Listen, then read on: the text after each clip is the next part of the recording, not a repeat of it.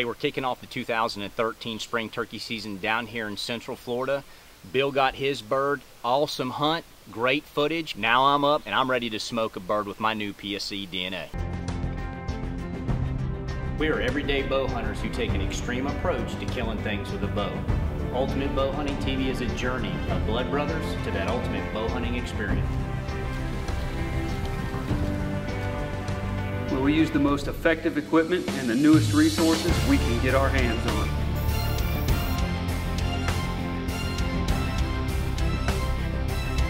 We are not afraid to put our skills to the test, knowing many times we will fail. But when it all comes together, we're one step closer to that ultimate bow hunting experience.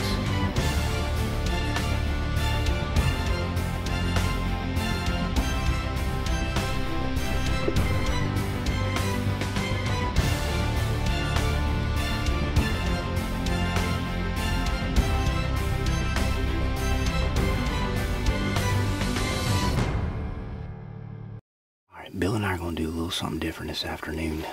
This is a part of the property, Bill Folsom's, that doesn't get hunted a lot. We got an orange grove that's been turned over here to our right. We've got a big pasture to our left. We've got a swamp and a cypress head right here in front of us. And Bill tells us that these birds will cruise down this road around the palmettos to go roost. And there's a bunch of hogs that cruise through here too. So, you know what? If we see a good bird, we got the decoys out, we're going to try to make it happen. But quite honestly, Bill and I are going to try to double up on a hog if we can.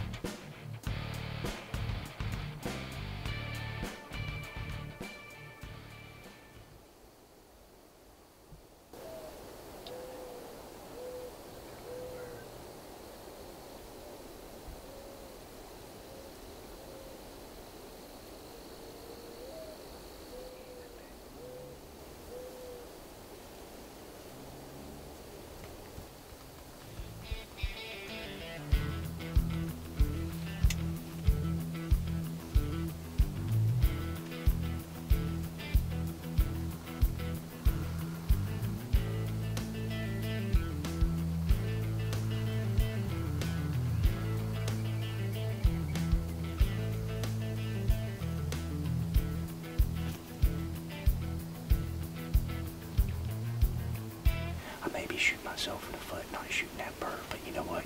We got the rest of the night, all day tomorrow, and Saturday morning. There's some big birds, so I decided to pass and see if we can't get on a bigger bird. But what an awesome encounter!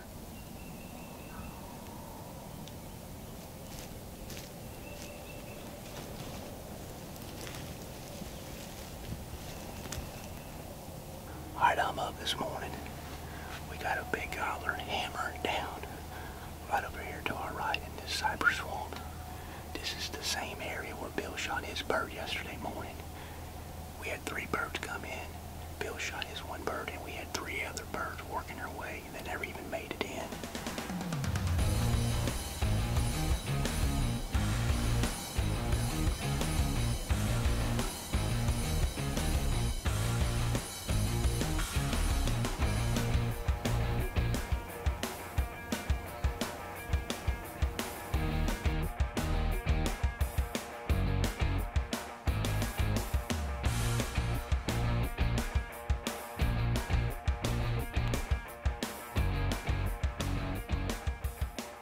Unfortunately, again, the big boy didn't show up this morning. We had a bunch of hens come in. Great hunt, but he didn't show up. I think he went either back across that swamp or he cut out in that field. So we let these hens kind of cruise through here. It's midday and I'm sitting by myself. Bill had to go do something, but I'm getting down to the wire, and sometimes these birds will cruise these oak hammocks and these palmetto scrubs near this pinch point. It's just a matter of putting your time in. I got the decoys out and periodically do a little bit of calling. Almost pulled it off. Had a gobbler come out of this point, big bird. He's gonna walk down that road in that dike. Well, those other birds came out yesterday morning. I called at them. and turned him, and just started to purr with that. And he was coming, had the spinning strut going. I mean, he was coming on the line. Then I fired up a piece of equipment on a ranch, you know, doing a little bit of work, you know, something you do every day. Even though these birds hear that all the time, he didn't like it, and he stopped. And he turned and went back in the swamp. So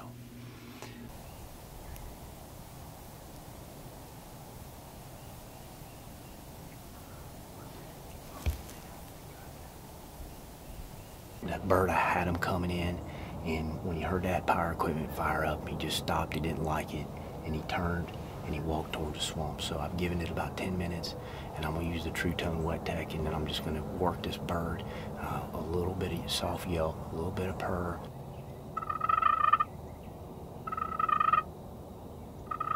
About 30 to 45 minutes later, that old gobbler shows up, and I work that spinning strut just a little bit to catch his eye, and he can't stand it, and he's coming right into my setup, and I think I'm going to get a shot.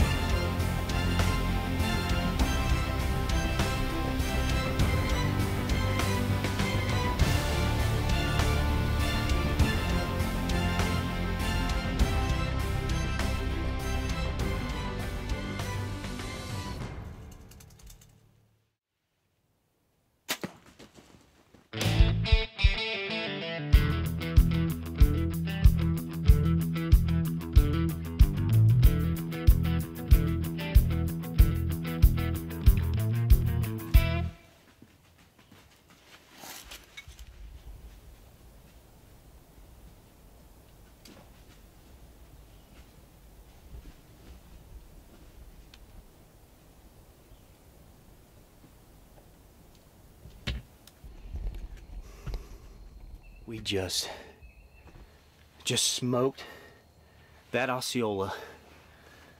I've been working that bird with that Wet Tech for over an hour, just a little bit of purring, some soft yelps, and he finally came in, came through that fence.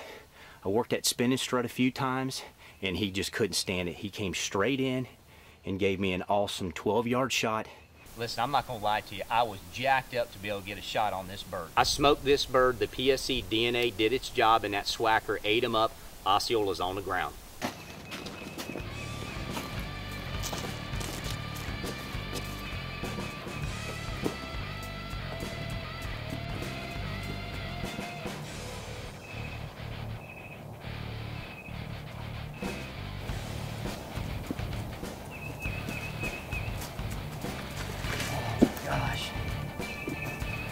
Put this bird down, this piece of DNA.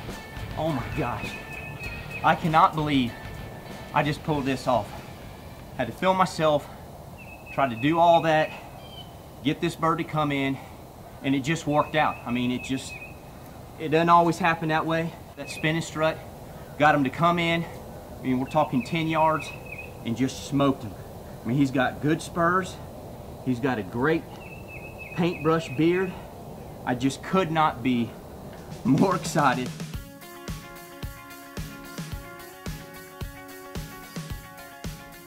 A resource that we constantly use on virtually every single hunt on Ultimate Bow Hunting TV is ScoutLookWeather.com. Whether it's on your iPhone, it's on your computer at home, or on your iPad, where we've got right here. And they've got a ton of apps to help you pull up the website and all of the resources. And whether it's detailed weather forecast down to the hour, game forecasts and feeding times based on the moon, or lunar tables. And they've also got a feature called the scent cone, and we're down here turkey hunting, and we've gotten our Osceolas, and now we're going to be going hog hunting. And so, you know, we want to determine where's going to be the right location based on the wind. And I've actually got the ranch location pulled up, and I've got the scent cone pulled up here on my iPad to be able to tell us where we need to slip in to be able to get a shot on one of these hogs. So go check out scoutlookweather.com. It's going to help you be more effective out in the field. It's your hunt, and the weather is key. Does your weatherman know what you need? Forecasts at your tree stand, not in the vicinity. Scent cone, scout marks, hourly barometer updates. Don't settle for the outlook. Get the Scout Look.